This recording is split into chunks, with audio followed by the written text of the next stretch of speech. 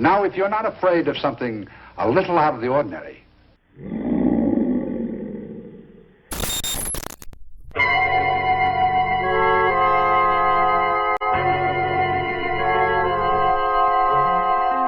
vampires, werewolves, ghouls, ghosts, mummies that come back to life after 3,000 years.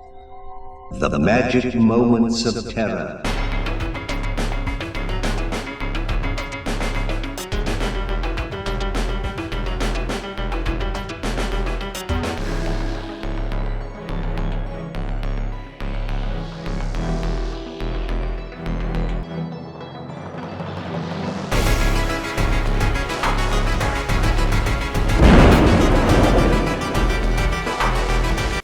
Greetings and gory salutations, my moldy misfits and decomposing darlings. I'm your undead educator of the eerie, Sally the Zombie Cheerleader, and welcome back to Sally the Zombie Cheerleader's School of Horror, where the screams are second nature, the popcorn is slightly suspicious, and your classroom is the only marginally less terrifying thing than my gym socks. And tonight's lesson, the 1972 film Tales from the Crypt, a scrumptious smorgasbord of scream, spook, and sinister side dishes. Every story comes with a pinch of terror, a dash of dark humor, and a heaping helping of heart, freshly ripped, still beating, and perfect for dipping in chocolate. It's a horror buffet for the brain. And guess what? Everyone's invited. Now, fleshies, this anthology isn't for the faint of heart. It's 5 stories of fear, fright, and freaky figurines. We've got psycho Santas, car crashes, and fried fleshies, noisy neighbors with no heart, wishes that bite harder than your Aunt Edna at bingo night, and hangry dogs hankering for a hunk of human. A hanker for a hunk of fleshies. And if you think your family dinner is messy, well, just wait until you dig into 5 cruel courses served by the one and only Crypt Keeper. First up, and all through the house, where Christmas cheer takes a sharp turn from Jingle Bell to what the hell? Joanne's got a plan, a husband she wants gone, an insurance policy to claim, think cookies, milk, and mayhem, like an unhinged holiday Rankin-Bass special. I'm a scarecrow. Then there's Reflection of Death, where Carl learns the hard way that trading in your family for a fling only fans the flames of karma, and this face-off meets Freddy Krueger freakout. Poetic Justice is next, and it's Valentine's Day gone wrong, grim, and gruesome, where the bully bullies and the victim serves up vengeance with a little extra heart. Then there's Wish You Were Here, where a shifty little figurine grants wishes like a monkey's paw after a triple espresso, and it's bite-sized horror, folks, a perfect reminder that eternal life, well, it's complicated. And finally, Blind Alleys. Major Rogers thinks he's top dog running a home for the blind, until his residents decide to teach him a lesson in maze management. Think hangry dogs, cut-rate corridors, an escape room where losing is not an option. It's rough, and then woof. So grab your cursed crystal ball, your sharpest quills, and maybe a snack. And if you're brave enough, it's time to watch. And don't be late, the Crypt Keeper is waiting. Oh, I almost forgot. Give me a T, give me an A, give me an LES. What's that spell? Oh, hey, Tales from the Crypt. It's kind of curious here at homecoming, Ellie, and it is pretty cool.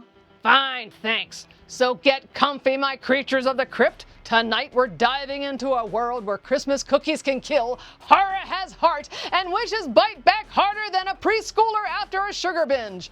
What am I talking about? Well, it's the 1972 film Tales from the Crypt, of course, where being naughty, greedy, or just plain clueless doesn't just backfire, it bites, it scratches, and it sizzles! And trust me, fleshies, you won't like it that hot. This film has more twisted poetic justice than your Aunt Marge's fruitcake. Oh my. Alright, I'm getting there. Welcome to Sally the Zombie Cheerleader School of Horror and our Tales from the Crypt Spooktacular.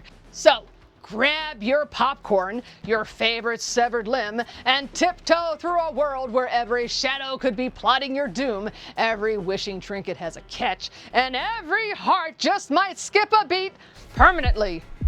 Alright class, settle down. But before we are caught clinging to a crypt keeper's creepy cannon, malevolent murderous machinations, and revenge-riddled retributions that would make a demon blush... Okay, I'm getting there. But before we get snared by a psychotic spooky Santa, vandal victims void of vision, monstrous monkey pawish mishaps, and a hangry hound hankering for a hunk of... Oh, fine, I'll stop there. Let's discuss today's objectives for the class. So grab your seats, fleshies and fiends, sharpen that number 2 pencil, and start taking notes, because death is in session, and class is about to get deliciously devious. Wow! Come in dispatch. Send more paramedics. Okay, my creeps, crypt crawlers, and coffin connoisseurs, what frightful facts will our decaying disciples learn by the end of class that they didn't know or didn't want to know before tuning in to Sally's show?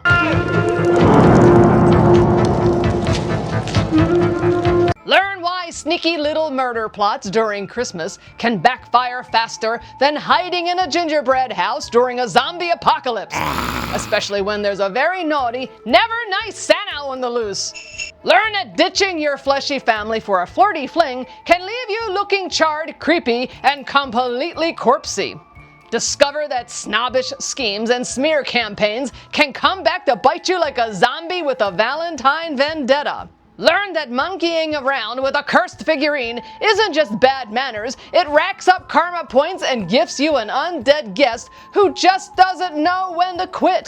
See how penny pinching and cruel cutbacks can trap you in a malicious maze with a hangry dog who's basically the HR department from your worst nightmares.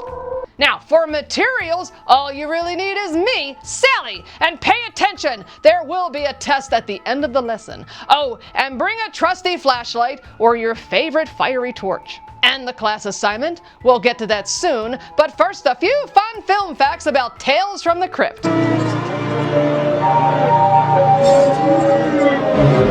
Only 2 tales, Reflection of Death and Blind Alleys, creeped straight from EC Comics' Tales from the Crypt, while And All Through the House snuck out of the Vault of Horror. Poetic Justice and Wish You Were Here are from the Haunt of Fear. Basically, it's a comic book mashup so monstrous, it'll make your bookmark scream. Stephen King and George Romero considered remaking this movie together, but instead cooked up the 1982 film Creepshow, a whole new spooky snack. Same ghostly ingredients with 1 extra dehydrated crypt keeper. Smells like Terra and teriyaki! Jolting tales of horror. The character of Mr. Grimsdyke started as a small silent part, but when Peter Cushing took a liking to the character, the role was dramatically expanded. This Fright Fest snagged a British Fantasy Award for Best Film in 1973. That's right, even stuffy critics had to cough up their brain and clap with trembling fingers. Peter Cushing was pouring real-life heartbreak into his role. Freshly widowed, he wasn't just playing a grieving widower, he lived it. Alright, settle down, my Ghoul School goblins. Our cryptic classwork tonight is all about the 1972 film Fright Fest, Tales from the Crypt. But before we slither into shadowy vaults and sinister stories, let's unearth a few vocabulary words you'll want to scribble on your mossy mausoleums. Gold digger, a fleshy, totally in it for the bling and bills, with more needs than brains in my freezer, and that's a lot. Disability superpower. Losing 1 sense doesn't make you weaker, it makes you superhuman. Taste, touch, smell, hearing, cranked up to 11. Warning, zombies just might be jealous. Jerk-ass genie, a cursed object that grants your wishes, but in the nastiest, most ironic way possible. It's like giving a zombie an all-you-can-eat brain buffet, then swapping the brains for broccoli. Don't do that. Villain protagonist, the hero of the story who's really the star of their own evil epic. Zombie Valentine, a love note gone gruesomely right or horribly wrong, depends on how you look at it. Nothing says I heart you like a heartwarming poem, extra points if it's dripping. Okay, my fiendish film fanatics, tuck in those tendrils and polish your peepers. Now it's time for movie goofs.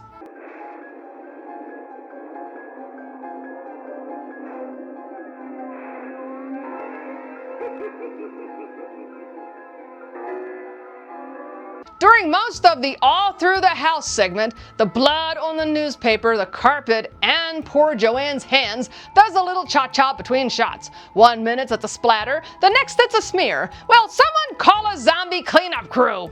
In All Through the House, the little girl keeps chanting, Santa Claus, Santa Claus, but in the UK it's Father Christmas. Now, either she's planning a transatlantic gift heist, or someone forgot their geography spell. In Blind Alleys, William tiptoes through the tunnel, but watch out, those razor blades stuck in the walls can't seem to make up their minds. One shot they're sharp and scary, the next they're pieces of paper. Well, he could still get a nasty paper cut. Alright, fleshies, undead scholars, and spectral sidekicks. You have your vocabulary words, movie goofs, and fun facts checked off. Your assignment is to watch the 1972 British film, Tales from the Crypt. And don't forget to take notes. That is, if you survive the first tale. I see dead people. Alright, that's enough chit-chat from me, my crypt-crunching cadavers. Let's meet the bone-shaking stars who made this movie a coffin full of creep-tastic fun. Ralph Richardson as the Crypt Keeper, the Grand Master of ghoulish giggles. Richardson is the ultimate spooky storyteller, popping up between tales with a smirk, a wink, and just enough menace to make your teeth chatter. He's best known for the Sound Barrier, Dr. Zhivago, and Time Bandits. Oh, I hate having to appear like that. Joan Collins as Joan Clayton, the squeaky clean housewife turned holiday horrible. Collins is our festive female fatale, running from a psychotic Santa like a Christmas tree on fire. Glamour, panic, and scream-worthy charm. She's got it all. Best known for Dynasty as Alexis Carrington, the stud, the bitch. She's the queen of bedazzled bitchery and sparkling screams. Nothing quite so pleasant as a musical interlude, eh, boys? Ian Hendry as Carl Maitland, the ambitious fellow whose poor choices are about to bite him harder than a zombie at an all-you-can-eat brain buffet. Yes, I have a problem with brain buffets. It's a zombie's favorite place. Best known for The Hill, Get Carter, and The Avengers. And you know, any role that required a dash of charm mixed with impending doom. You should be in bed with a cold like that. It would be if people didn't jump in the river. Now, Peter Cushing as Arthur Grimsdyke, the lovable but tragic grandpa-like figure. Best known for A Horror of Dracula, The Curse of Frankenstein, Star Wars A New Hope, and a million other Hammer horror classics. He's a national treasure with a heart of gold and the horror icon you'd want narrating your nightmares. Charming to the last. Nigel Patrick as Major Rogers.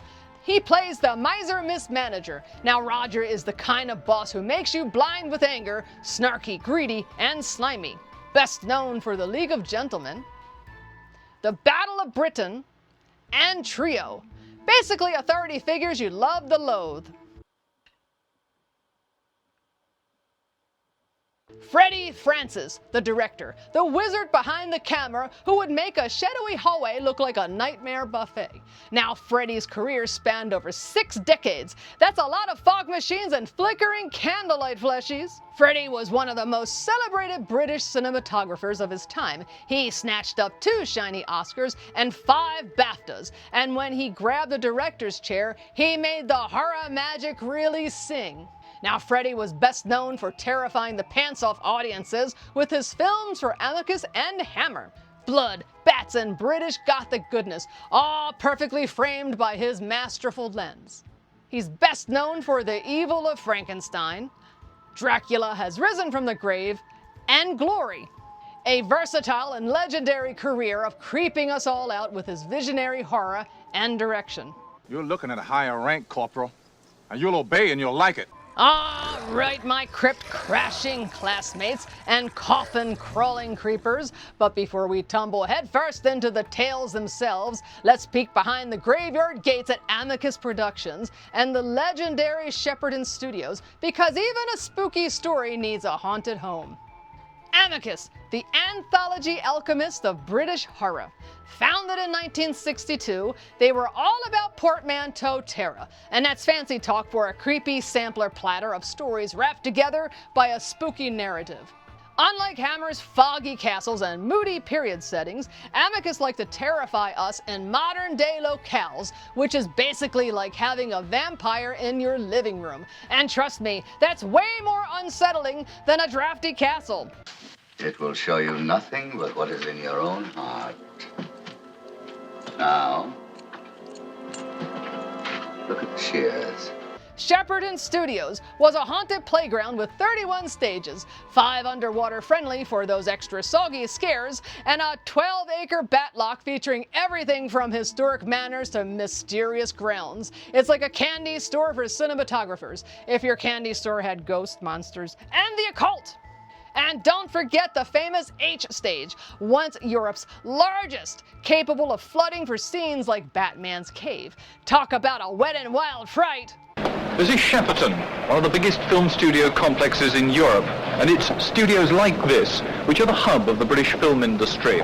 And Shepperton isn't just big and spooky, it's historic. Since opening in 1932, it's hosted classics like 2001: A Space Odyssey, Alien, Gladiator, and Gravity.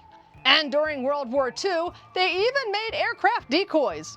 Stars like Peter Cushing, Ralph Richardson, Joan Collins, and more bounced between Hammer and Amicus like ghoulish ping-pong balls. Well, the pool of fiendish fleshies was limited back then. All right, fleshies, it's time to grab your popcorn, or maybe a fresh brain snack, my little moldy misfits, because Tales from the Crypt is about to slither its way into your nightmares. Hey, Sally, you love creepy stories like this because it reminds you that even the undead can outsmart the living. Yeah, except leave the outsmarting to us. Yeah, Sally, you gotta be smart to outsmart. Yeah! Stop it, you rotten rascal! This movie's perfect! I mean, really, it's clever, creepy, and just the right amount of karmic payback. And I outsmart smarty pants like you all the time! Hey, Sally, I again. Hey, it's true. Oh, 5 tales of terror, wrapped up tighter than a mummy in muslin, and introduced by none other than our cranky, bone-rattling crypt keeper.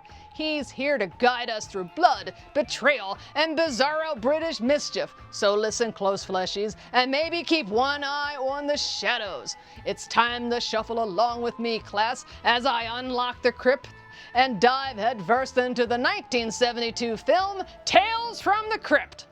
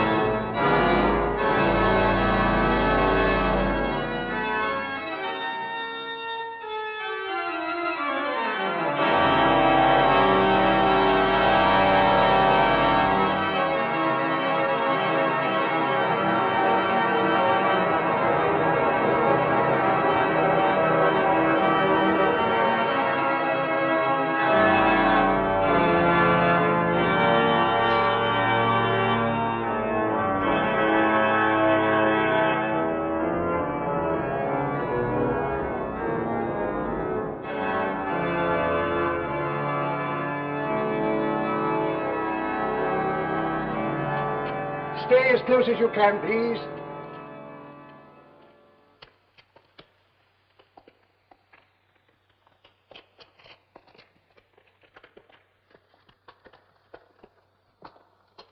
In the reign of Henry VIII, when the monasteries in England were dissolved and the occupants tortured, beheaded in public or murdered secretly, some went into hiding to worship as they pleased. It is the decaying bodies and skeletons of these religious martyrs that you will see on your tour. These catacombs are dangerous, and I must warn you to stay with me and not lose your way.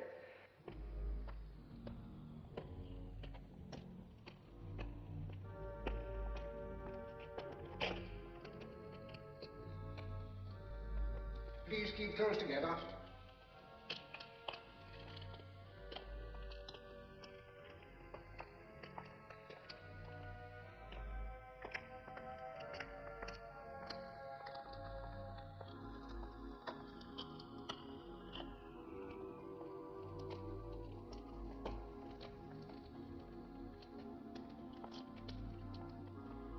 My brooch. I must have dropped it somewhere. Thank you.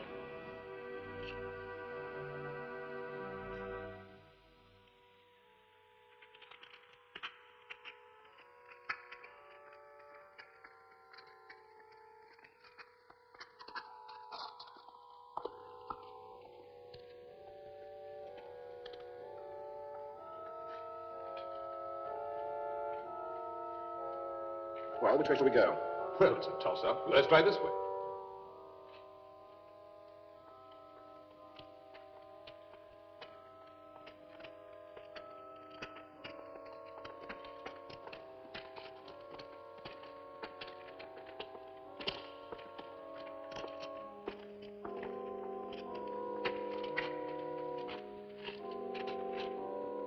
Dead end. Sorry, wrong guess.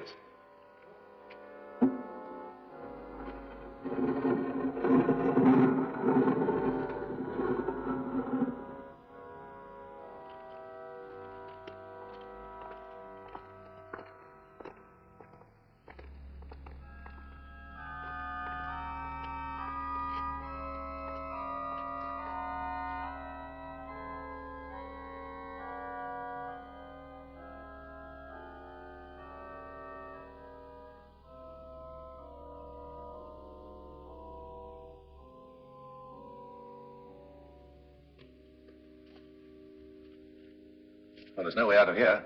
Let's go back. There's no way out there. Who are you? Where did you come from? All in good time. Look, how do we get out of here? All in good time. I'm in a hurry. It can wait. Well, I really can't wait. I have an appointment. Sit. All of you. Please sit down. Sit down. I assure you I have a purpose. What purpose? Why did you come in here? I don't know. I was just driving by and something made me. And what are your plans when you leave here? Plans? Plans.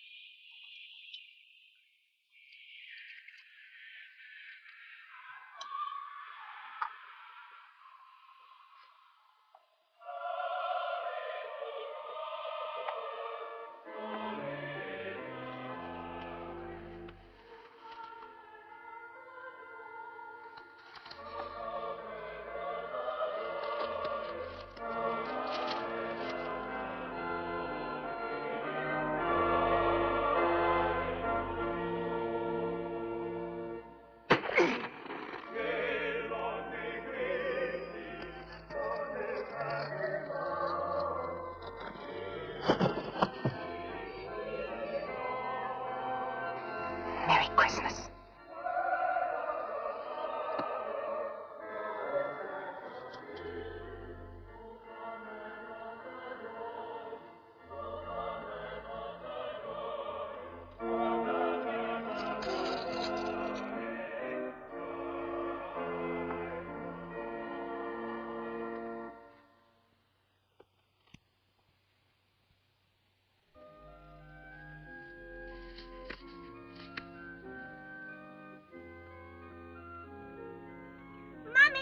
Mommy! Just a minute, darling. Mommy will be right out.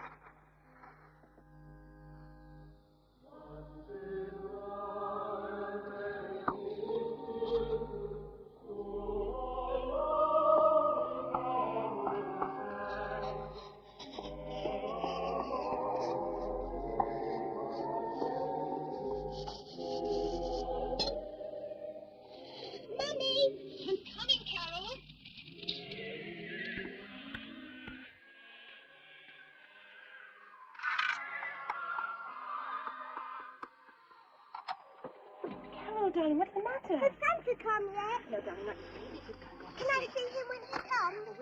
You be a good girl and go to sleep, otherwise Santa won't come. What's this? Nothing. Just a Christmas card from Daddy. Right? Good night, Mommy. Night, Daddy. Oh, you know what, Skelly Cat? There's nothing like a torch-lit walk through the catacombs to awaken the dead. And my inner crypt keeper, behold, cloak, hood, terror incarnate. Terror incarnate? Huh, looks more like Messy Laundry Day meets Halloween clearance sale. Oh, come on, Skelly Cat. I'm trying on my very own storytelling version of the Crypt Keeper with all the zombie flair I can muster. Muster? The only thing you've managed to muster, Sally, is that curtain cape you stole from an abandoned morgue. Yeah, Crypt Keeper Sally! Ha! More like Curse of the Ratful Drapes! Yeah! Where Grandma's drapes go to die! Hey, stop that! And just because I'm rocking this classic Crypt Keeper attire doesn't mean you get to snicker in the shadows. And besides, one wave of my bony little finger and you'll be running scared faster than a vampire at a gala convention. Sally, you look like you're ready to funeral this up and awesome outfit, Dracula. Hey, don't you start. Anyway, watch this. 5 unsuspecting strangers wander into ancient catacombs, quiet, cautious, curious. Then they stumble into a room where the Crypt Keeper presides, silent but sinister, irritated but agitated. They question the Crypt Keeper, only to hear, all in good time. Mysterious, menacing, and oh so macabre. Picture this: gloomy catacombs, winding corridors, ancient shadows, and the Crypt Keeper. Candlelight flickers, walls drip, mystery and menace, all in one. Sally looking both cold and very confused. Ha ha ha ha, yeah, keep it up, Skelly Cat. You'll be buried in the crypt next. I don't think so. Anyway, and the Crypt Keeper, the shadowy sinister, the master of ceremonies for doom. And Sally looking like a second-hand Crypt Keeper. Hey, I paid a lot of money for this cloak, and besides, it adds to the mysterious ambiance to the show. Ambiance? What do you mean, abomination? I'm not talking to you anymore. Besides, you're just jealous. And there you have it, fleshies. 5 strangers, 1 Crypt Keeper, and so much atmosphere you could cut it with a rusty razor. So grab your popcorn, hold on to your capes, and remember the stories are only as terrifying as the one narrating it. Or silly if Sally is Cape Crusader is telling the tale. Let's get back to the film.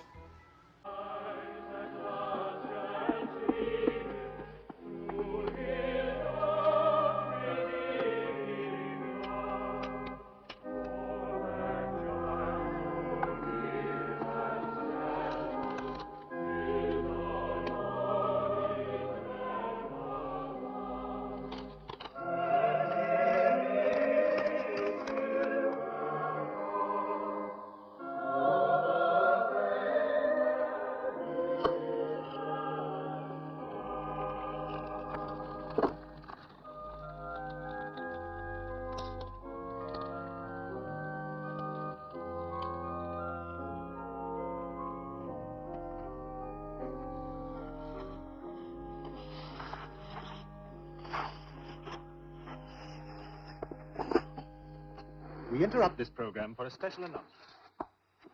A man described as a homicidal maniac has escaped from the hospital for the criminally insane. He is 6 foot 3 inches tall, 210 pounds, dark eyes, bald, and may be wearing a Santa Claus costume taken from a shop in Burley. All residents of the county are warned to be on the lookout for this man and to phone the police if they see him. We now continue our program of carols for Christmas Eve.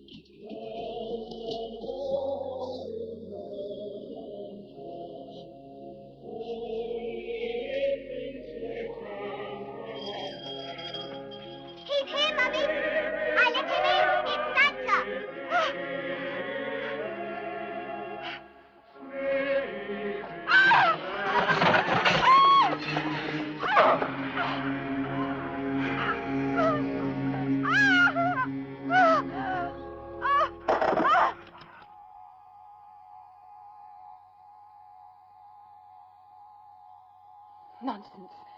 I have no... Hadn't you? And you? I'm on my way home to see my wife and children. And then? And then? And then? Hey, Skelly Cat, anthologies. They're kind of like bite-sized brain bonanzas. 1 story, 5 stories, 10 stories. I mean, a zombie could snack all night on this stuff.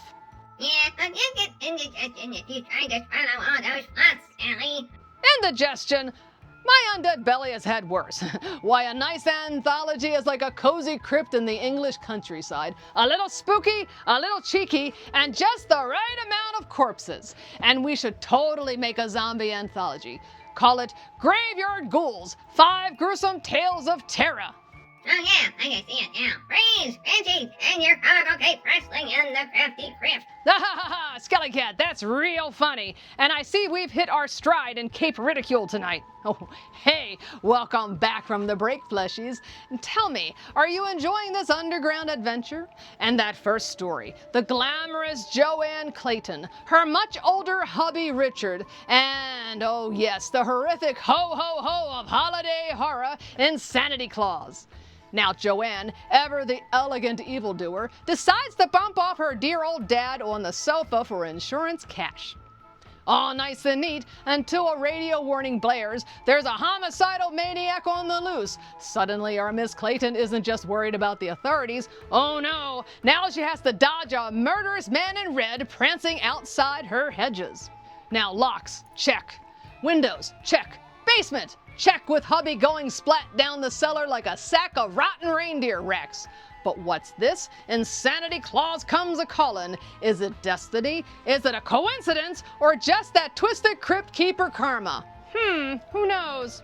Hey, Sally, don't get your hopes up. You're so rotten. Santa doesn't just leave coal for you. He leaves a couple of moldy vegan brains and a year's supply of fresh vegetables. Yeah, Sally's new diet. Eat it and watch Sally run away. Greens, the other zombie treat. Hey, cut that out. And I don't do salads. And Santa has never left me a garden buffet twice. Anyway, I've gotten fine presents over the years. I just can't remember any of them right now. Anyway, but back to our story, fleshies. Don't get too comfortable in your cranial cushions, because our dear Joanne, distracted by her deadly domestic deeds, has a little visitor, her daughter, Insanity's little helper. She unlocks the door, and our mannequin Red doesn't just jingle his way inside, he silently strangles all night. Flames, fright, and choking on chestnuts by the open fire. And don't worry, there's still plenty of peril to come. Now, fleshies, let's tiptoe, slither, and shimmy our way back into the next chilling chapter, Reflection of Death.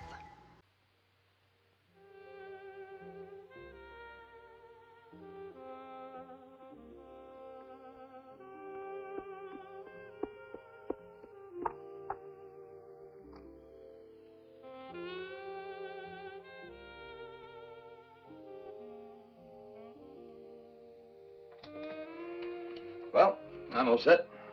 Must you go tonight, Carl? Can't you leave it till the morning? No, I'm afraid I can't. My appointment's in the morning. I'll have to drive all night to make it. When will you be back? I don't know. We'll have to see how it works out. I'll phone you. Did you say goodnight to the kids? No, I was just going to.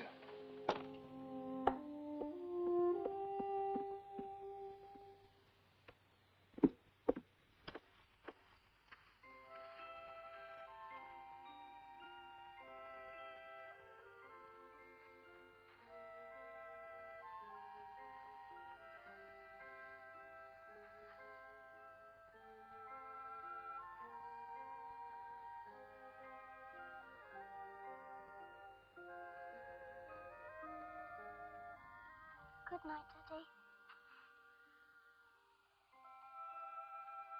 Goodbye, darling.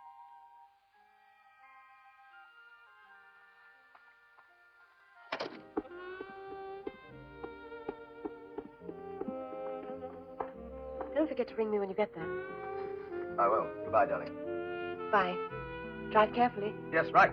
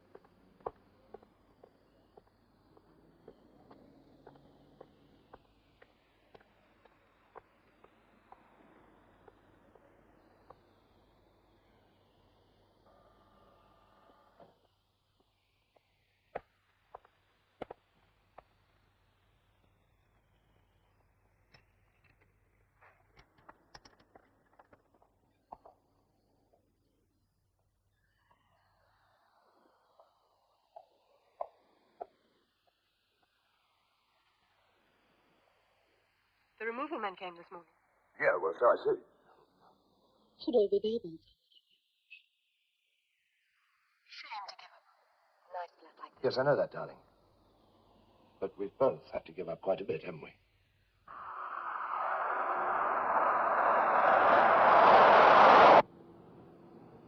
I love you, Susan. You know that, don't you? Yes, of course I do. You meet someone and suddenly that's it. I kiss my kids tonight and...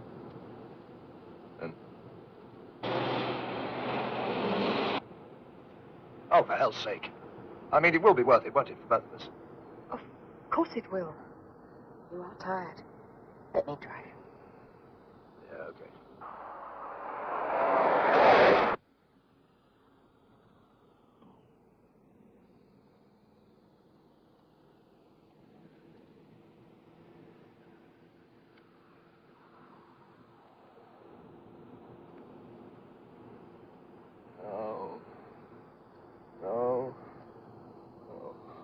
No.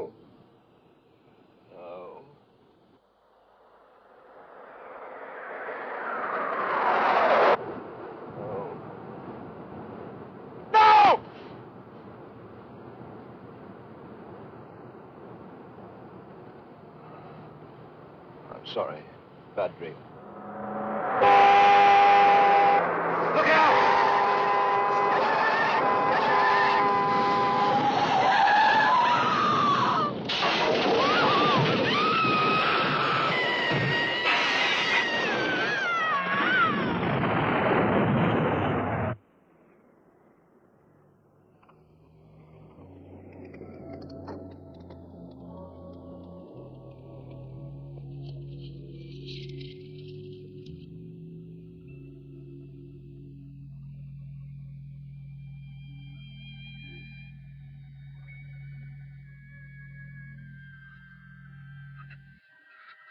Susan.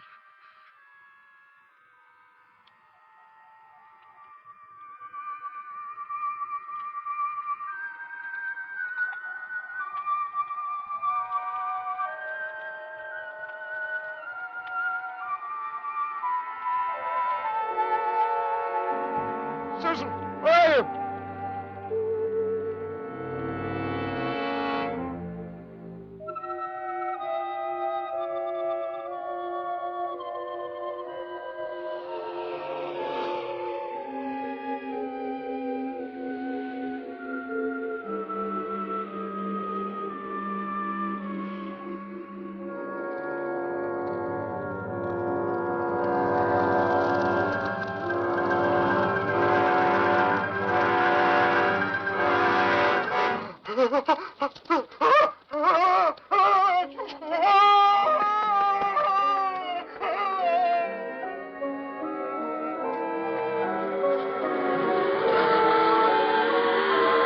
Crazy fool! Do you want to get yourself killed?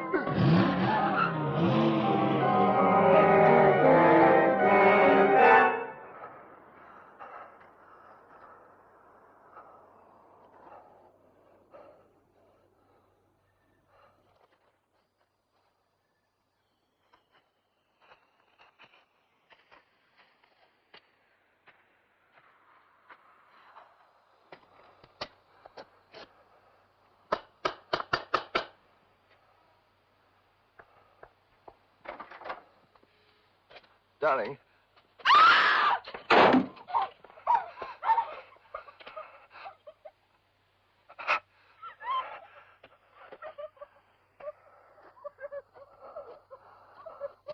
What's the matter?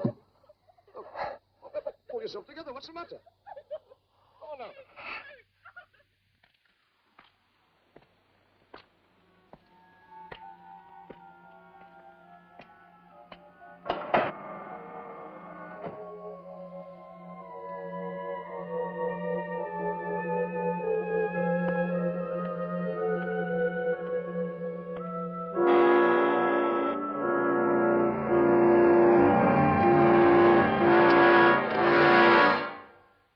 Yes? Susan, Who is it? it's me, Carl. Carl?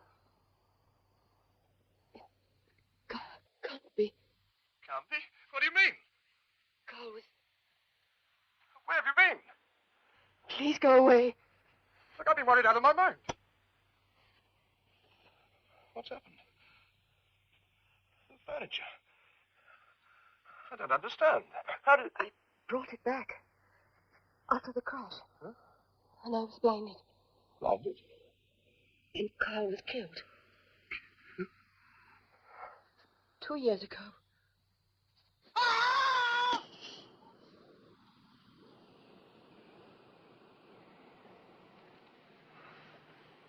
I'm sorry. Bad dream.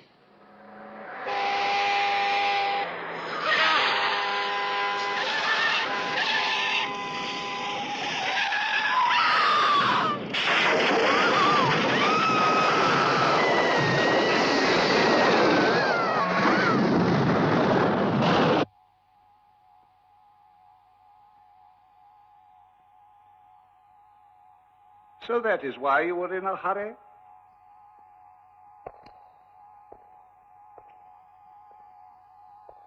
To leave your wife and children? What do you mean? How do you... Who are you? I assure you I have a purpose. What sort of game are you playing? Game? You're trying to frighten us in some way. What do you want? To show you something. Something in your own mind. Something you are capable of doing. I don't want to know. Oh, but you must know. You must. Ah, anthologies. Well, they're perfect for the undead. We like our horror with a side of drama and lots of little segments. Don't you love it, Skelly Cat? Love it. I love it more than that poor rock of misfortune, Sally.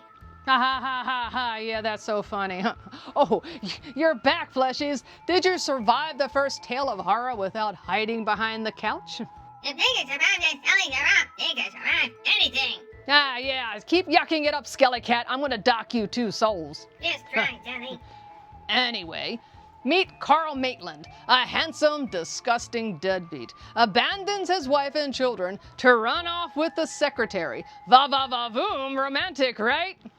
Yeah, well, not for long, because they flee, they drive, and they crash.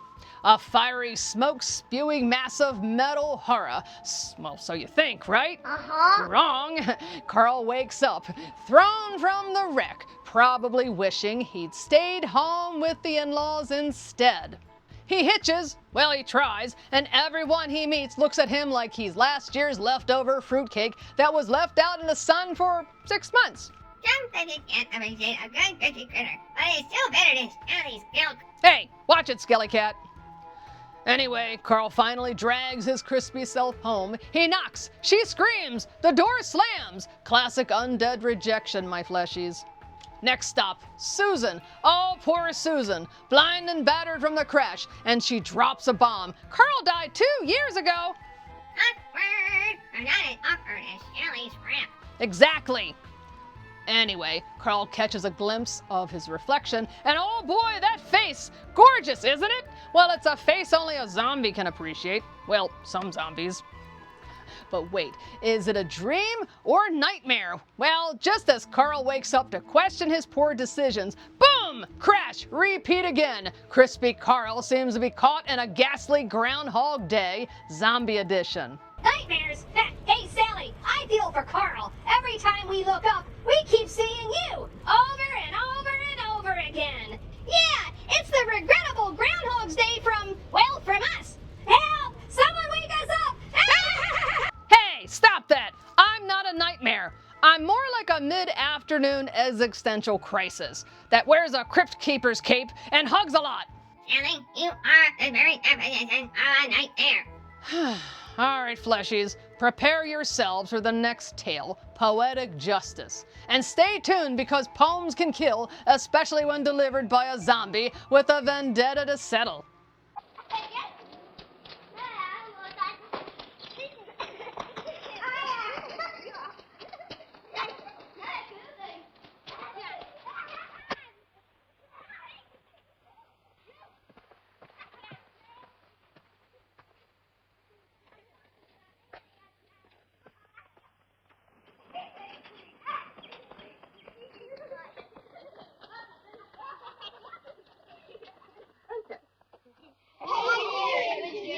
Johnny. Your old punch, though. He's very nice, isn't he? I know some of you have to get home rather soon, so there's your little present, my dear. Yeah. Thank you, Mr. Grimsdyke. That's all right. Now, shall I tell you something? My wife's name was Helen. Mary Helen Grimsdyke. I always call her Helen. It's a nice name, isn't it? Bye-bye, then. Come on, Mark. Come on, Julie. Come sit here. Bye-bye, Mark. Bye-bye, Julie.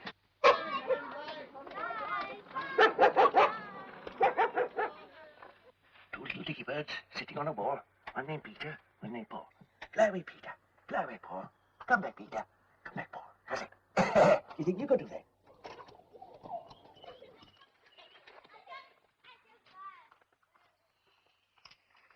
What are you looking at? Grimsdyke, of course. His usual shell out to the kids. He does it every year on his birthday. I don't know how you stand it. Stand what? Living across the road from that man. He's a rubbish collector, a dustman. Places an eyesore. The toys he gives those kids, he finds in the rubbish heap and repairs. Why doesn't he sell out? I've made him offer. He's sentimental about that old dump. Just he and his wife live there for a whole married life, and now he wants to die there. Just as she did. Well, it ruins the neighborhood and depreciates the value of our property. The inside must be like a pigsty. He owns the place free and clear. Nothing we can do about it. Bye-bye. See you tomorrow. Got to wait. Bye-bye.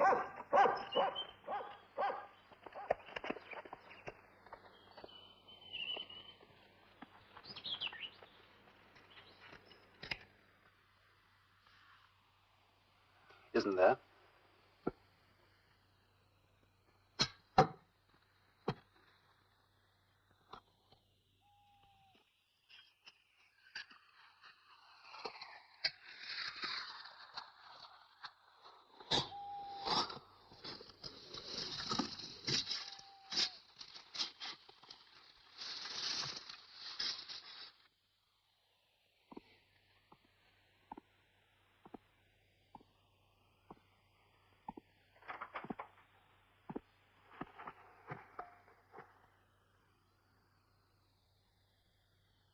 What on earth have you been doing? Somebody just made an awful mess of Mr. Baker's garden.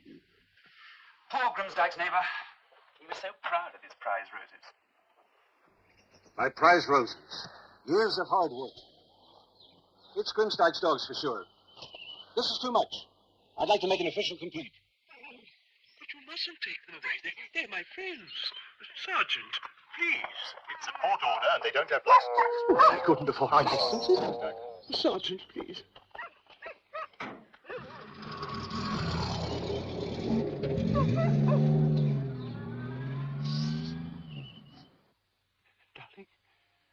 Darling? Are you there, darling?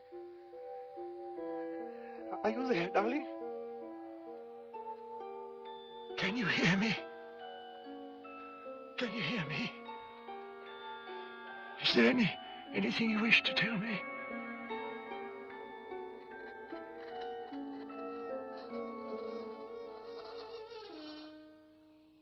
Oh. Give me the message.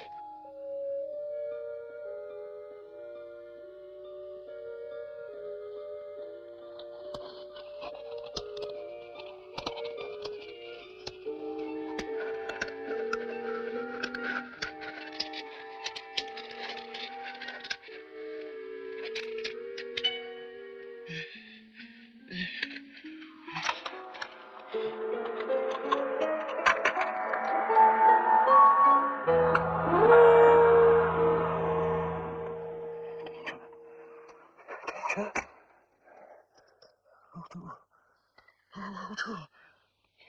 Is it one of the children? Who to? Just think it over, Councillor Ramsey. Grimsdyke's due to retire in 2 years. He's done his job well. There's no reason why the town council He's too old. Don't you think a younger man? He'd lose his retirement pay. And save the town some money.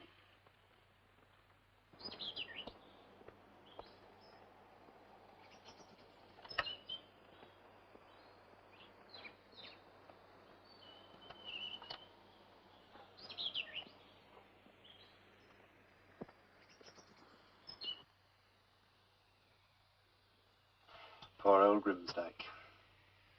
I do believe he's out of a job.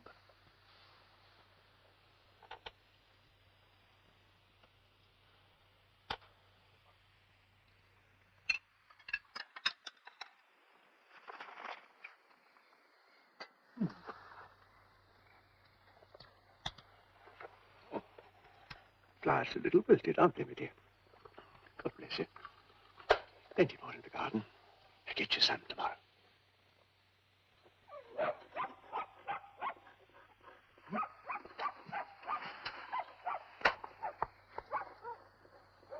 Oh!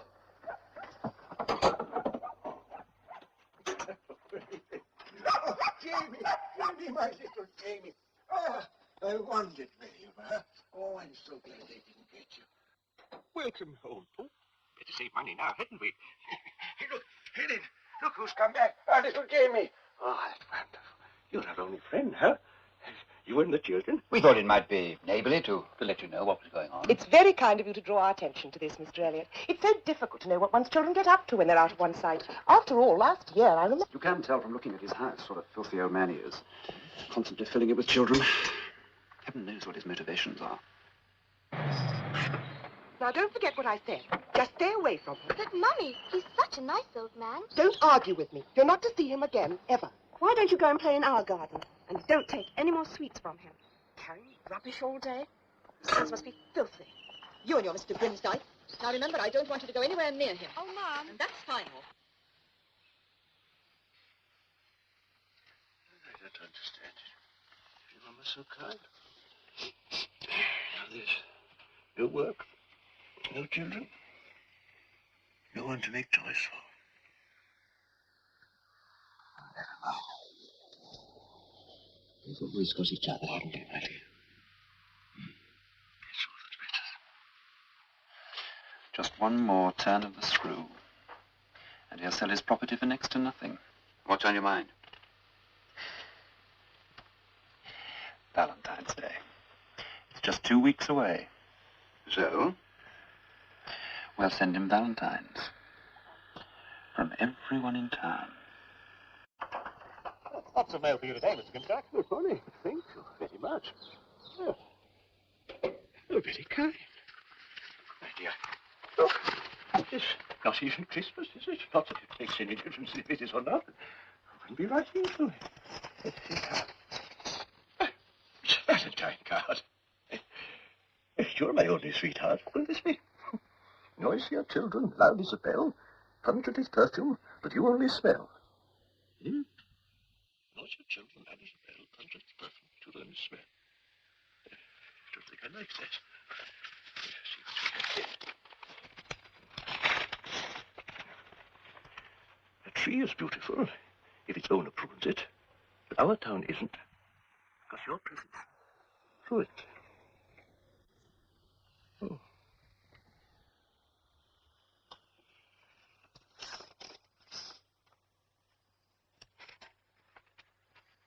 Some people live in the country. Some people live in the town. Why don't you do us a service? Jump in the river.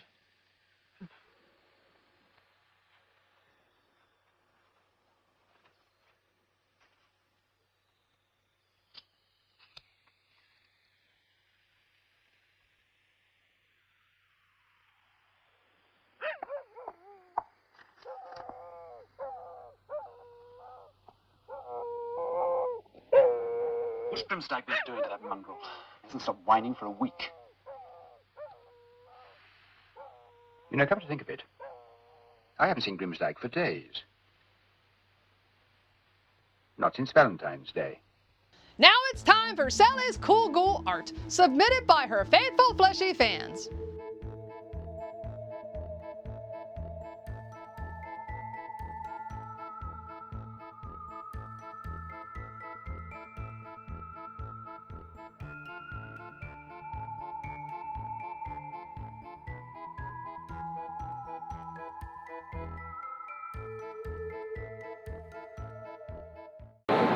Oh, hello there. I'm Count Gordon Duval, and I'm doing my homework. Why do I have homework? I signed up for Sally the Zombie Cheerleader School of Horror, and she is quite the taskmaster. Find out for yourself at your own risk. Oh, come on, you're kidding.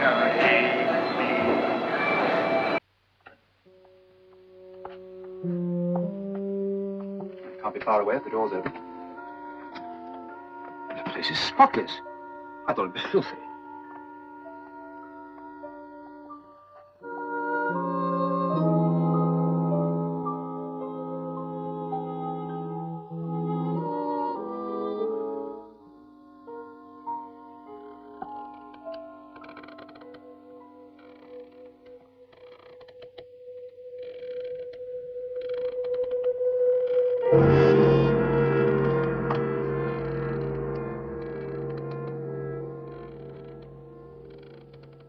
But the merciful goodness of the Lord endureth for ever and ever upon them that fear him, and his righteousness upon his children's children.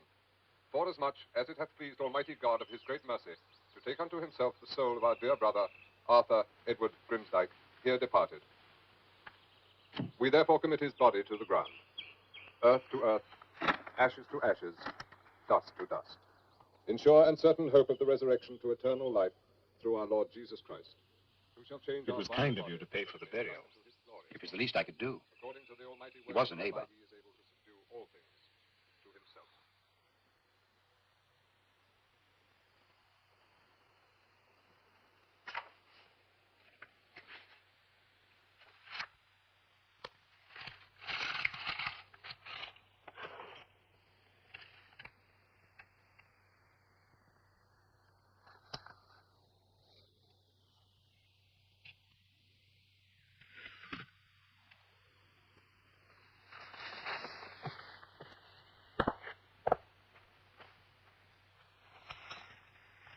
What's that? Valentine's cards. The ones left over from last year. And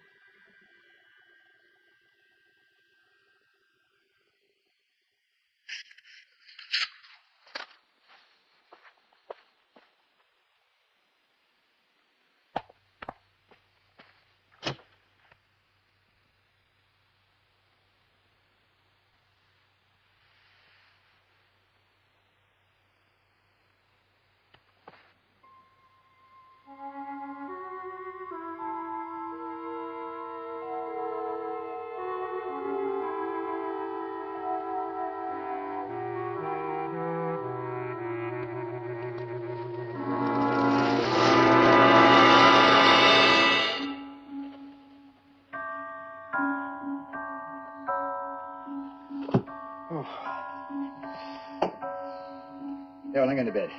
See you in the morning. Night. Night.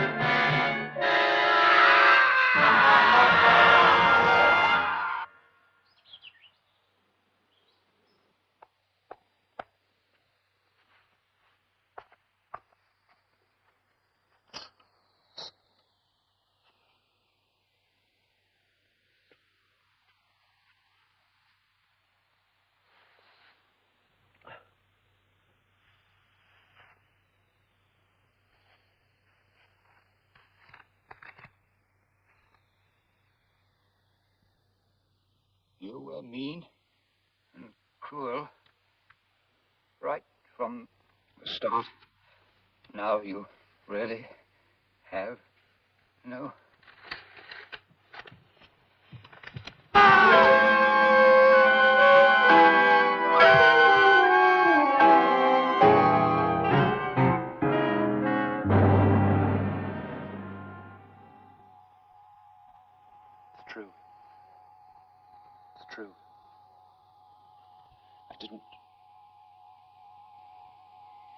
don't like Grimsdyke.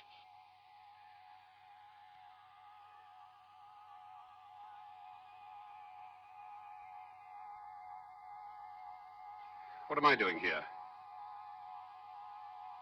You'll see. Wow, Skellycat, so many tales, so many terrors, all bite-sized for your undead appetite. And imagine a whole anthology just for zombies. I'm still working on that script. Delightful. 5 hours of running praise burning just for avid dreaming of. Not. Oh, please, you wouldn't know delightful if it gnawed on your bony kneecaps. Oh, hey, you're back, fleshies. Now, did you enjoy the first few tales? Can you stand a couple more? Now, across the way lives the eccentric dustman Arthur Grimsdyke, an elderly gent with a love for dogs, children, and occasional occult dabbler, in his spare time, of course. And of course, James can't stand him. Is it the constant sound of happy kids, barking dogs, or just plain jealousy? Who knows? He just hates Grimsdyke. But instead of ignoring his neighbor and moving on, James goes full-on obsessive villain mode, having beloved dogs taken, poisoning reputations, manipulating town council, and exploiting every paranoid neighborly fear you can imagine. Wow, talk about a rotten little soul. Yeah, James is a real peach. I mean, he's working on being the worst neighbor of the century. He'd win too if he were in a cape like yours, Sally. Watch it, Skellycat.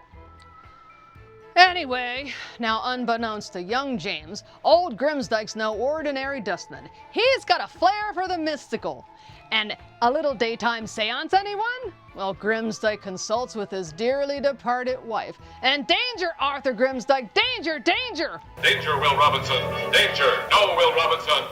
Danger! Hey, stop that! And the death nail? James sends the ultimate poison pen Valentine's collection to torment Grimsdyke, driving him to, well, an unhappy ending. But death isn't the end. Oh no, my fleshies, not even close. Hey, Sally, I bet if you tried a little poison pen action, you'd fetch a few more fleshies. Yeah, but wait, she doesn't need a poison pen. She is the poison. Yeah, one touch of Sally and you're doomed.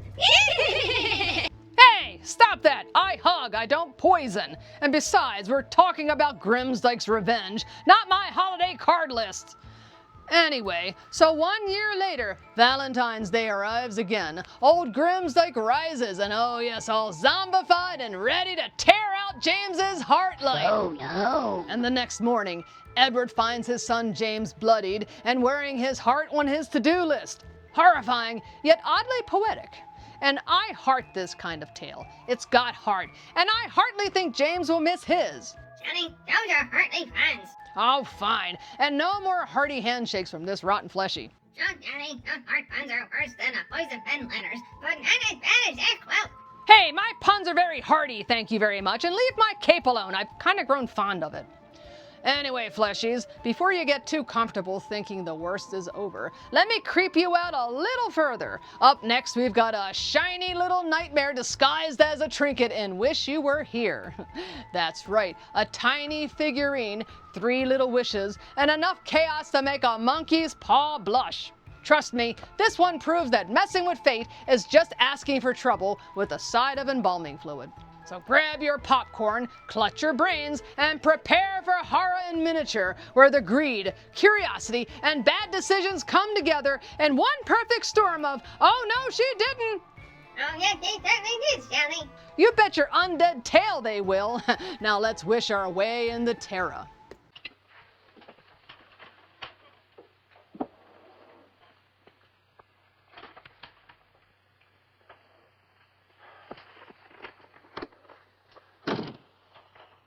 Well, that's it, Ralph, I'm afraid.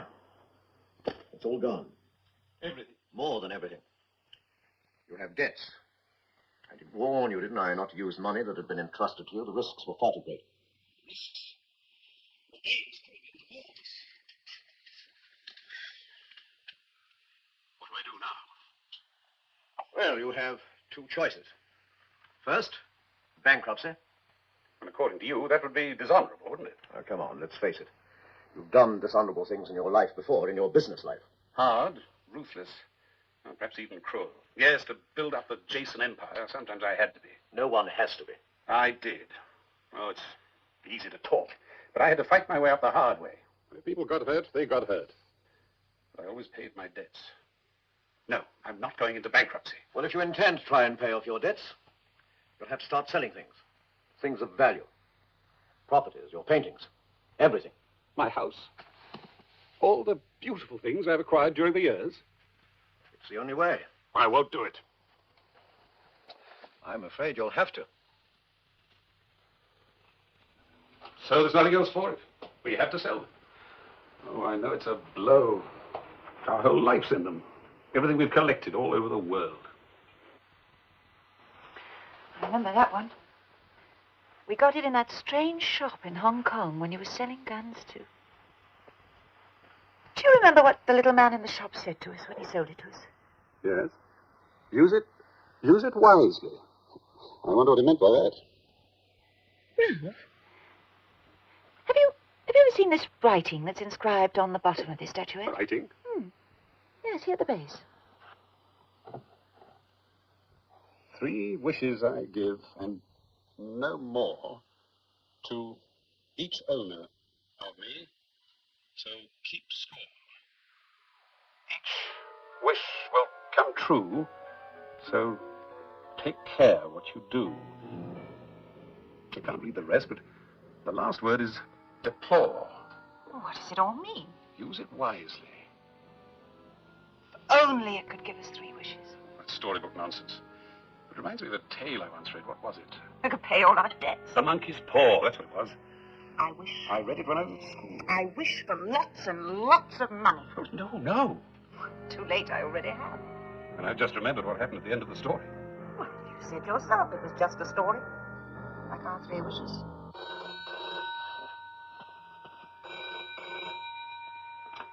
Hello? Oh, hello, Charles. I'd like you to come down to my office. Right now? Yes, straight away. What's it all about? It's very important. It's about money. I'd like you to come straight away. I'll be right there. That's Charles. He wants me to go and see him right away. He said something about money. Money?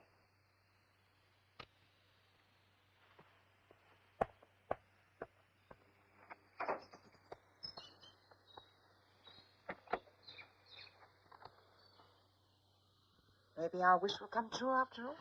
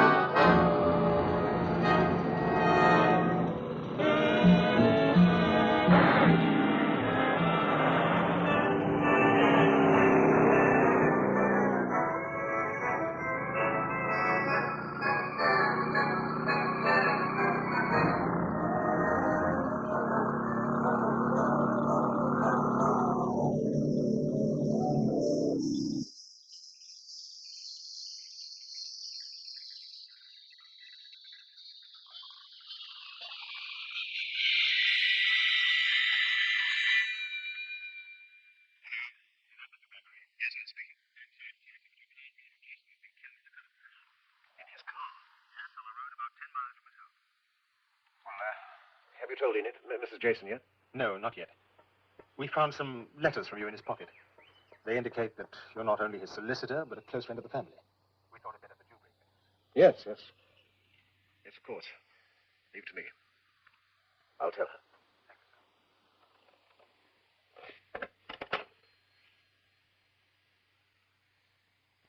Ralph? Dead? They found him in the wreckage of his car. He'd obviously lost control. Skidded. Enid, this may not be the best moment to talk about this, but it may alleviate some of your other worries. You realize this accident makes you a rich woman. Rich? Ralph's insurance. He always carried a large policy with a double indemnity against accident. Charles, I wished for lots and lots of money. Ralph warned me not to. No, that's a coincidence. No, sure. it's no coincidence. That statuette. It gave us 3 wishes. I used one of them to wish for lots and lots of money. Now, I'm going to wish for Ralph back. Charles, do you know the story of the monkey's paw? That's the story of the old couple who are given a monkey's paw, which entitles them to 3 wishes. They wish for money, and they get the money because their son is killed in a machine in his factory, crushed in it. You mustn't wish Ralph back. Why not? Well, in the story, this mother wishes her son back, and he does come back, but in the condition in which he died, mutilated, mangled, torn. I must be careful not to make the same mistake. I shall wish that Ralph were back as he was before the accident. I wish Ralph were back exactly as he was immediately before the accident.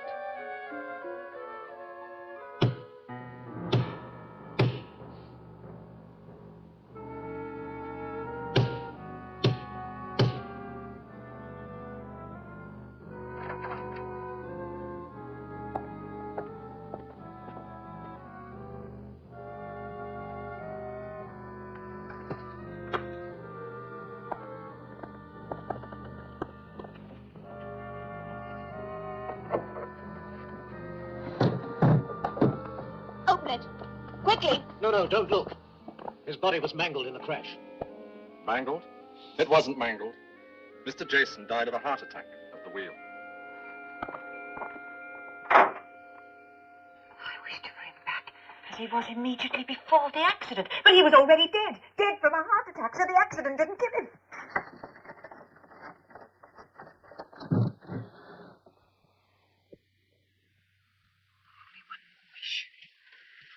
Please go away. Leave me alone. I want to be alone with him, please.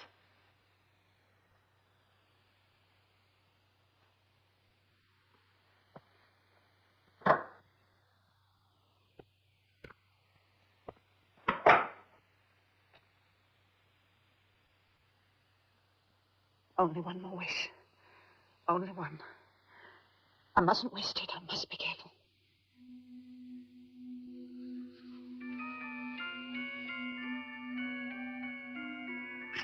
Please. I wish Ralph were alive now. I don't want him to die ever. I want him moving, breathing, talking, alive. Now, forever.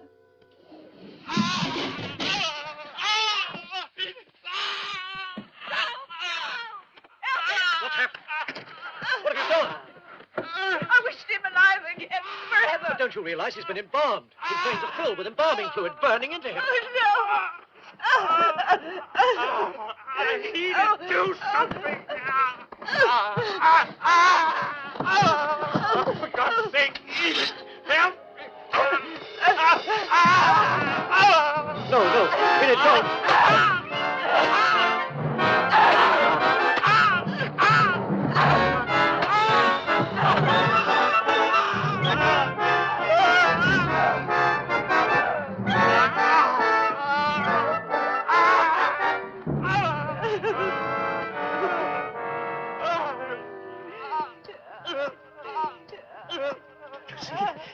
You wished him alive forever. You can't kill him. Every piece of him is alive still. Alive and suffering.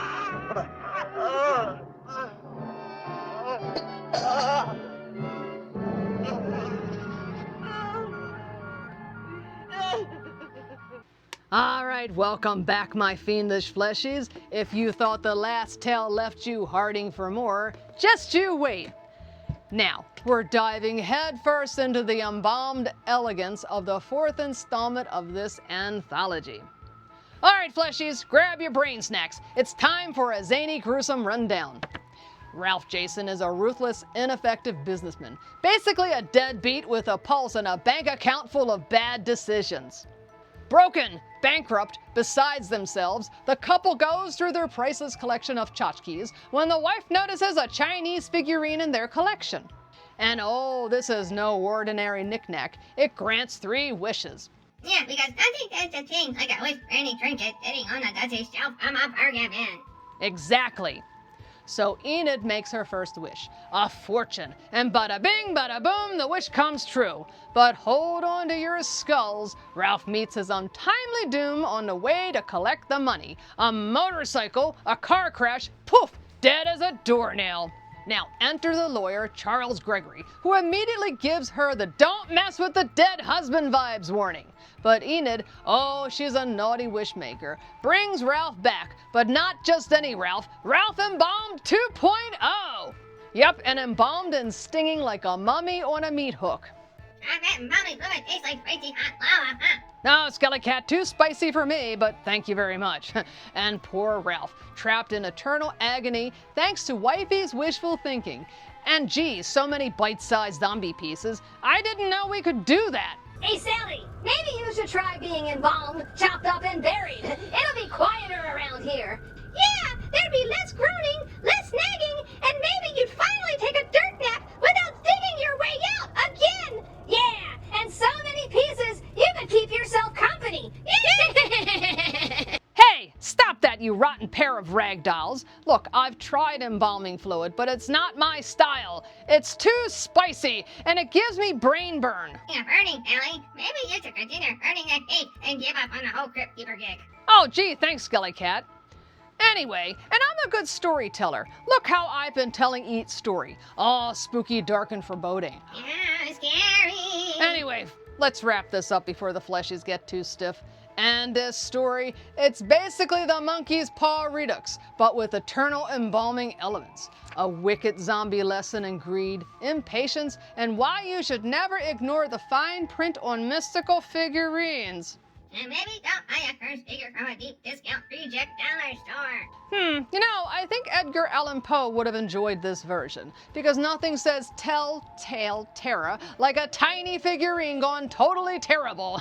All right, my ghastly gang, brace your brains and clutch your cadavers, because it's time for the 5th and final tale, and yes, my absolute favorite from this anthology. Tread lightly into the twisted corridors of blind alleys where maze, mischief, and one very hangry pup collide in a face-off of terror. And let's just say, the only thing worse than getting lost in this labyrinth? Standing in that cave? Hey, stop that!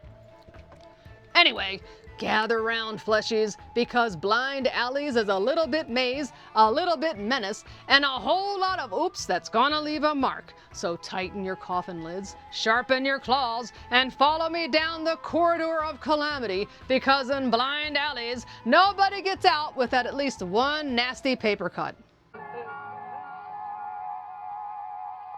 Well, what did you see?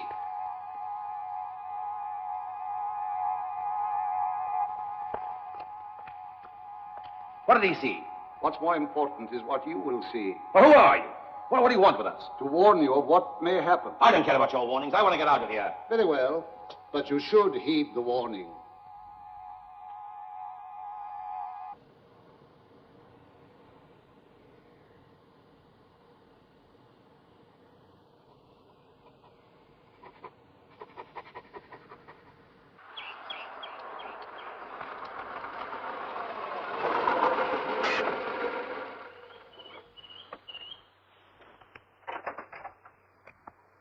Mr. Rogers? Major Rogers. You might come into my quarters and have something at my kick in with you. Sure. Goodbye.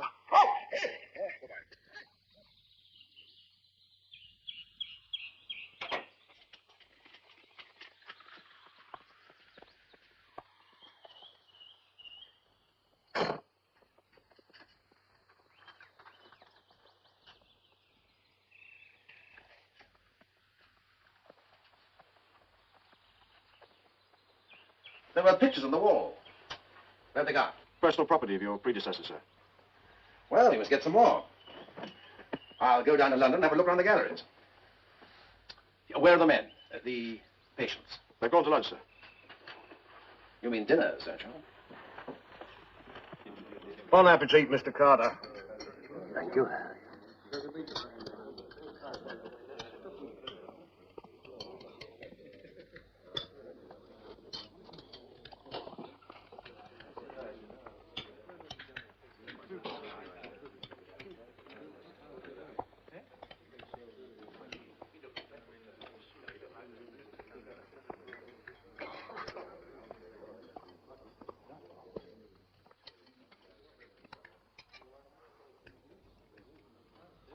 morning.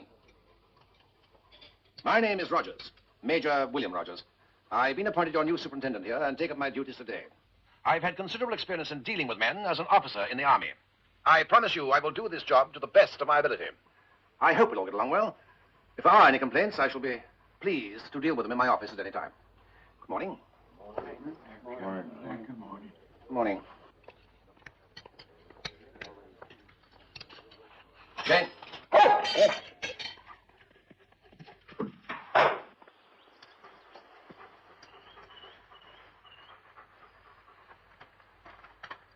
Well, Shane, after I made a few changes, I think we're going to like it here.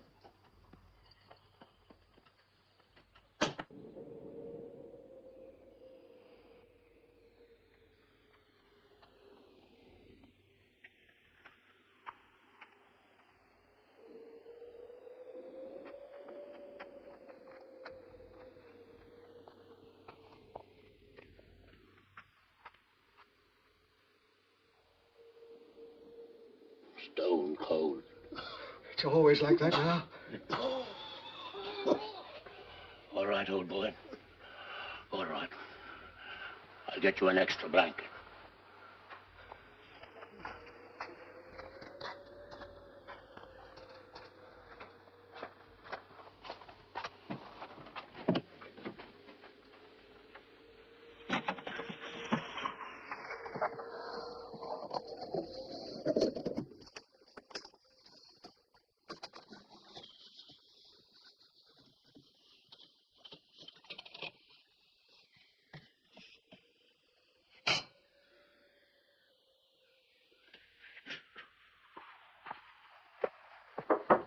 Yes?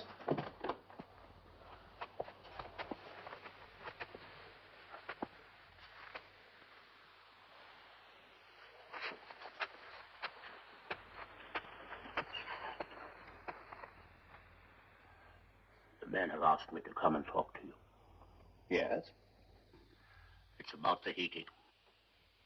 It's been very cold this past few nights. We wondered if you... For reasons of economy, the heating is now turned off each evening at 2000 hours. You'll all be in bed by then.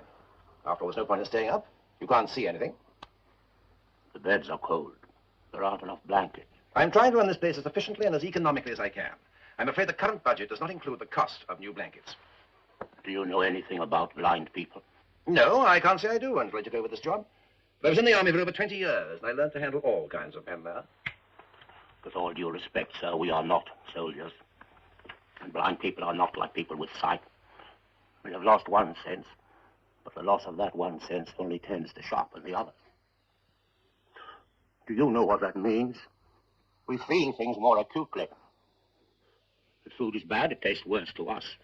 If a room is dirty, we feel every speck. If an insect scurries across the floor, we hear it. And if it's cold, we feel the cold more. Why don't you see the extra blankets? I was not aware that the administration of expenditure for this establishment had been handed over to you, Mr. Carter. Good morning.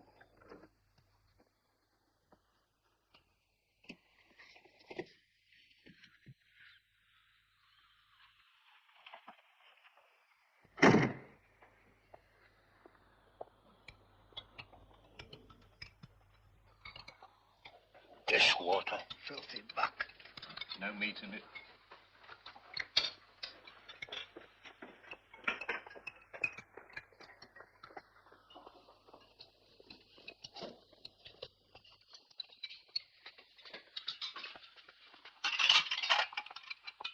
Sorry, Dad, there ain't no more.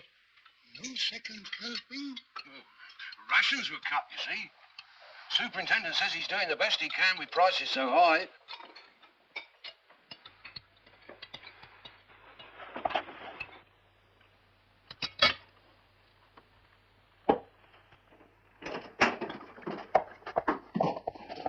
It's customary to knock on the door of a private office. What do you want? Can't you see I'm having my lunch? What is it? Nice juicy steak? Well, we get nothing but slop. I'll do the best I can for you, within the limits of the budget provided for me. Would you eat meat? And drink wine? I am the officer in charge. This isn't the bloody army. Mr. Carter, in the kingdom of the blind, even the one-eyed man is king. Okay.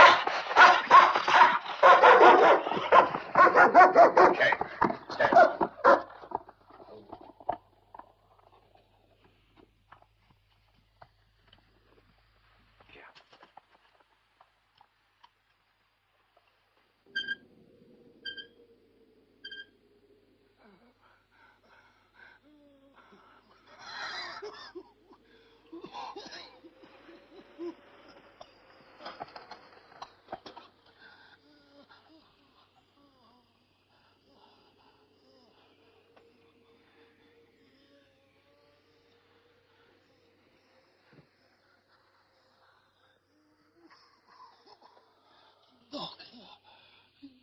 Doctor.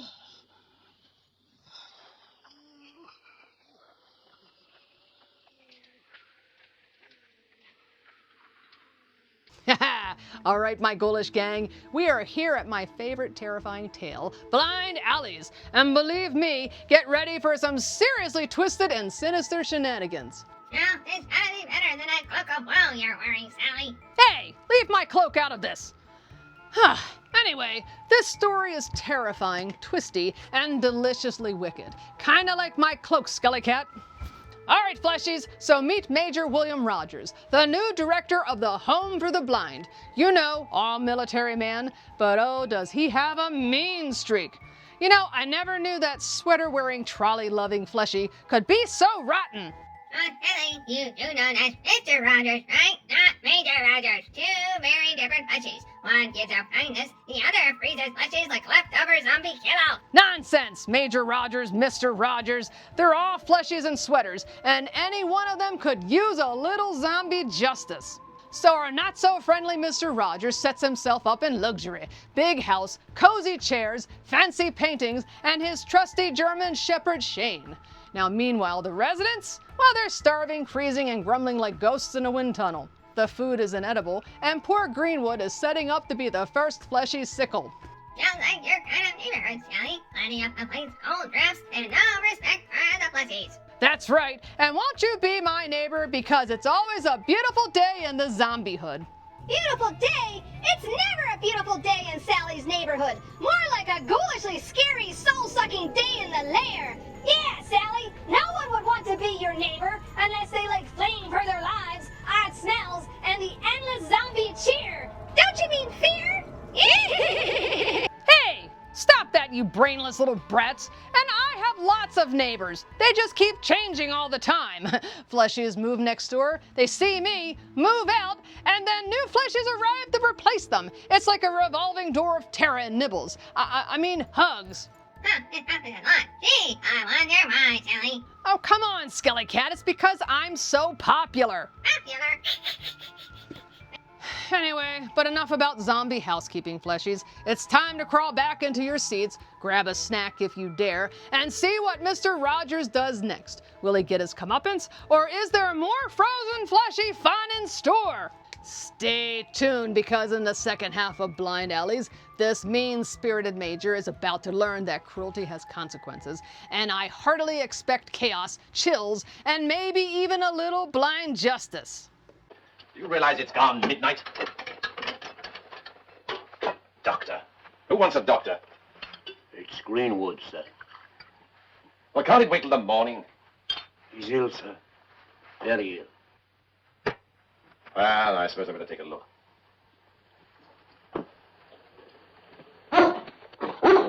Shane, wait. Blanket.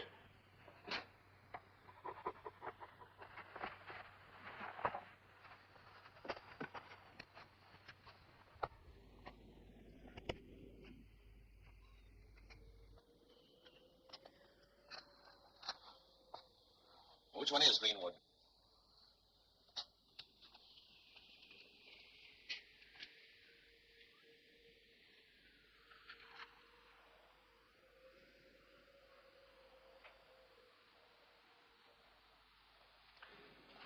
The man is dead.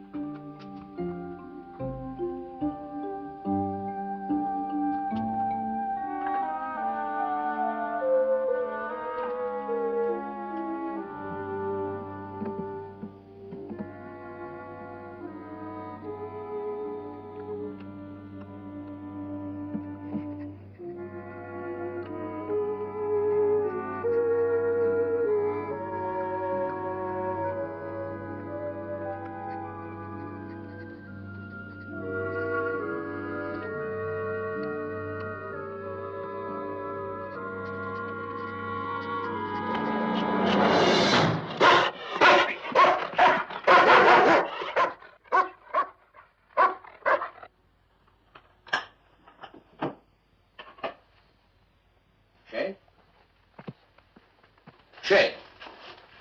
Shane? What the hell do you think you're doing? Go back to your rooms, all of you. It's our turn to give the orders now. Major Rogers, sir. Well, what is it? What do you want?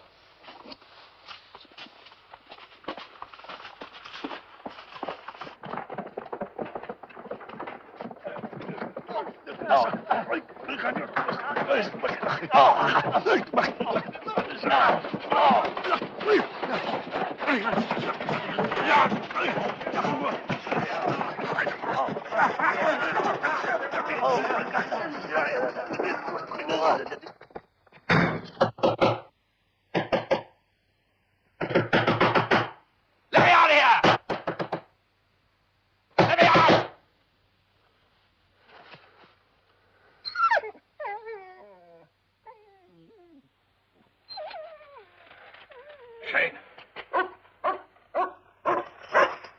Shane. All right. Why did my dog?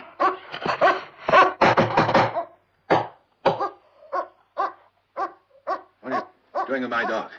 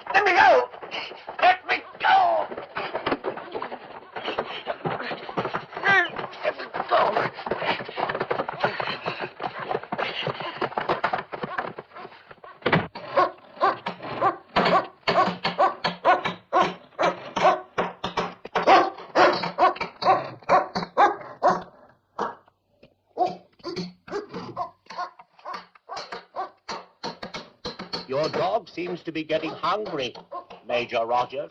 Feed him, please. Please feed him.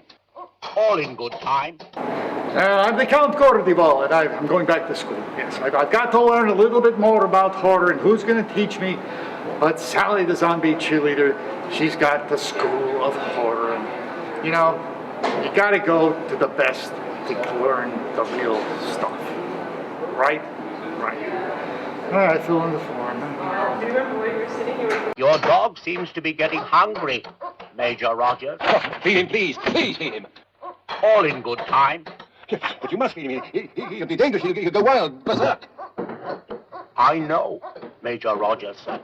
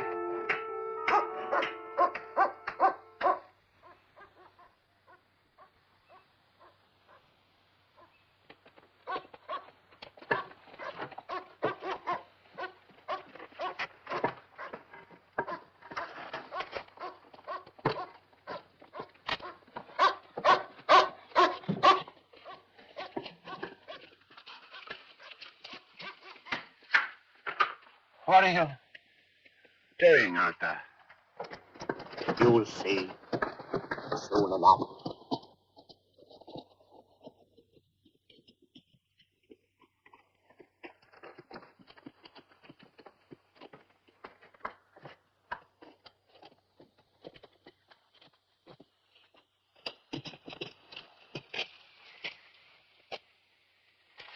Look, give me something to eat, please, please. I haven't had anything to eat or drink for over 2 days. Please, please.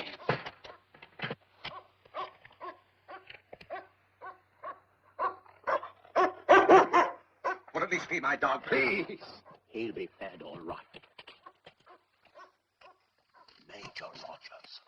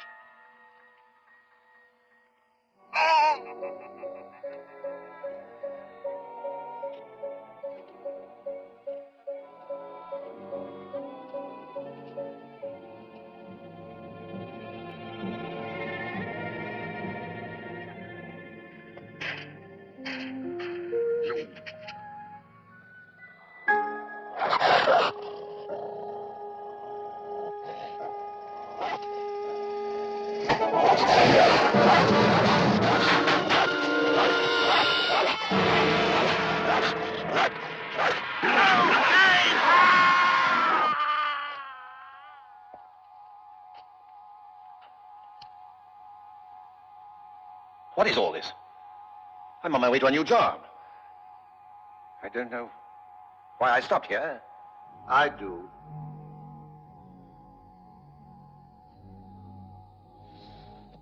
Now you may go.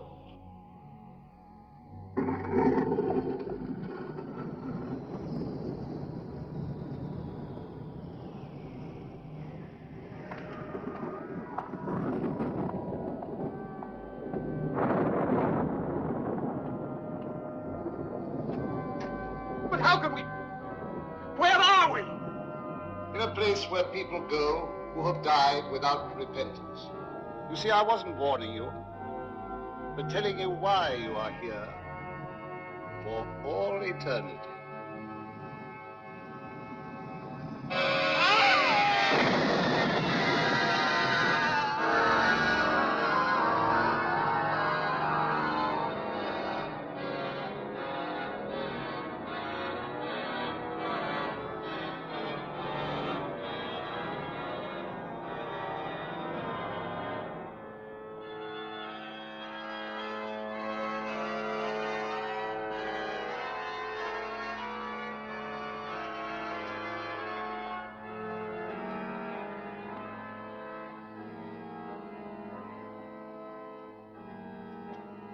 And now,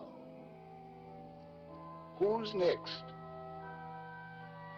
Perhaps you?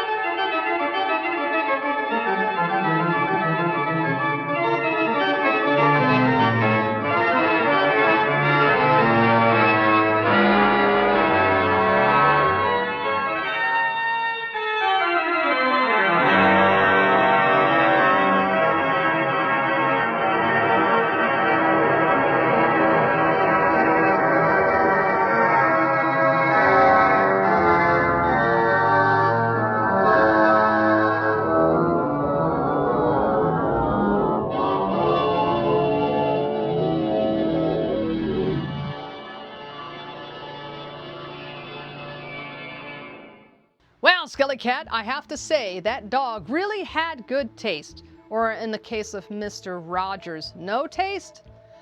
Poor taste? Well, I'm sure he was tasty.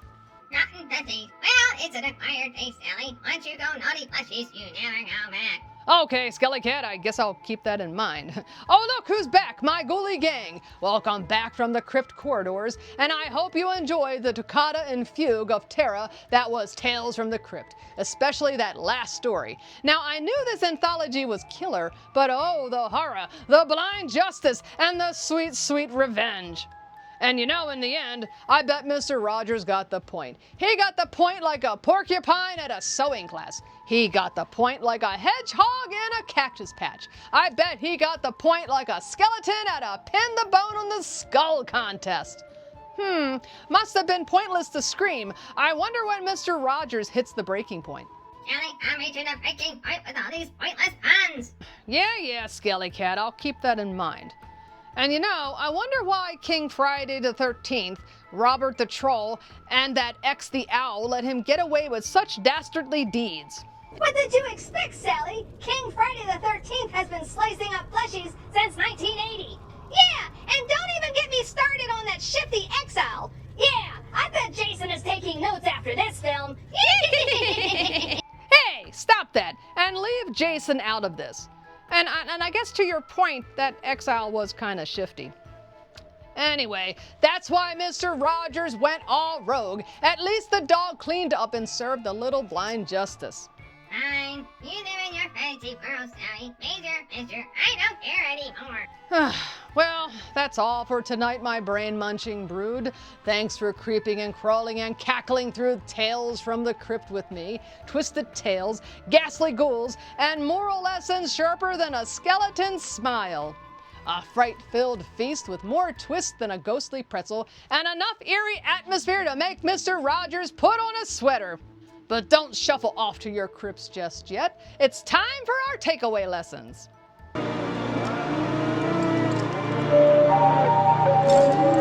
If you think you can sneak past fate, think again. The Crypt Keeper is ready to give a whole new meaning to judge, jury, and executioner. Planning on offing a spouse for the holidays? Better keep an eye out for the homicidal Santas. They'll dash through the snow and slay your plans. Don't monkey around with secondhand statues with warning stickers and wishful thinking. Never mess with the blind. They have amazing crafting skills and razor-sharp wit. And finally, being a bully is a bad idea, especially if you don't have the heart for it. And remember, fleshies, zombies can be crypt keepers too. After all, we have the lowdown on all the best catacombs and burial sites. That's all for today's Tales from the Crypt, my lovely fleshies. Oh, and don't forget to like, subscribe, and slam that coffin lid on notifications so you'll never miss another spine-tingling story from Sally the Zombie Cheerleader's School of Horror. Until next time, keep your tombstones tidy, your catacombs creepy, and your zombie jokes faster than last week's brain souffle. And as always, remember, stay fresh, fleshies. Sally the Zombie. I get Zombie Cheerleader. Okay, ready? Right. Sally the Zombie Cheerleader's School of Horror!